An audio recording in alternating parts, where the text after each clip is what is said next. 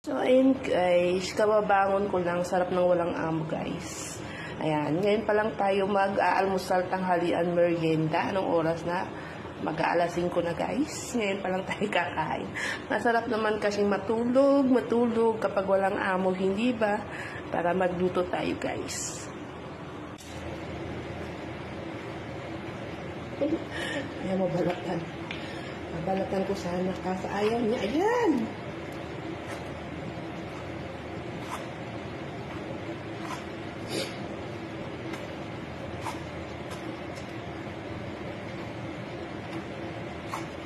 Gagawin ko kasi siyang parang tawag ko.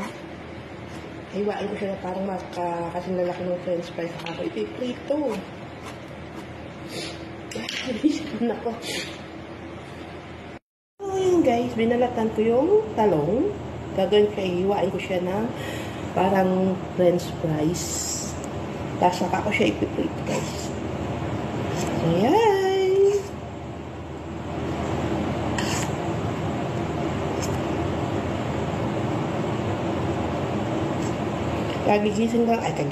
Kababangon lang natin guys, pag-alas 5 na.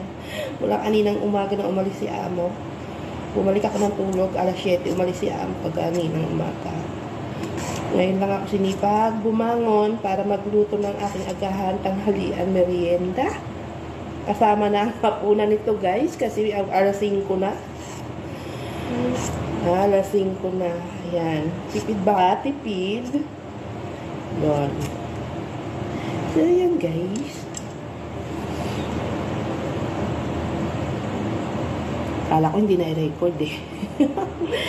Ayan. Bye-bye muna. Mamaya na pag naluto, tignan natin. Guys, yan. Giniwa na natin siya ng ganito kaliliit. Inisip ko. Yan. Tsaka natin siya ipiprito. I-cook natin siya sa harina. Tsaka itlog para crispy. Yan.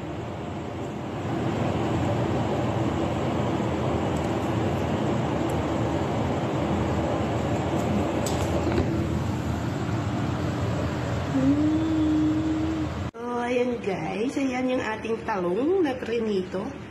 Ayan guys. Para siyang french fries. Nag-invento. Nagsawa na sa torta guys. Okay naman sa. So, ayan guys, kain tayo ng agahan, tanghalian, merienda at hapunan. So, meron tayong atis guys. Pinitas ko sa puno, sa tanim ko. Yun guys, yung ibang atis, kinain na ng baboy ramo. Inunahan ako, sabi ko, pipitasin ko sa ibang araw. Pagising ko kaninang umaga, wala na. Kinain na siya ng baboy ramo. Inunahan ako, at least may naisip akong isa. Ayan guys. Ayan. Kain tayo guys. Ang ating talong. Ulam natin. So ayan guys. Kain. So ayan guys. Kain.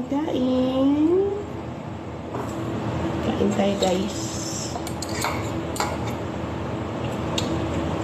Ang ating talong-long. Nagahang yung aking popo. Ayan. Kain guys. Ano na to guys, tipid. Isang beses lang kain sa isang araw.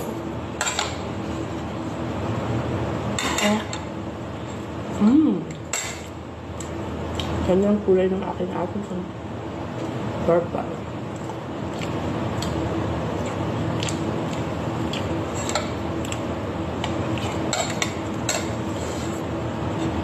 Ayun guys, nagahang yung ating popo, nag-connecting.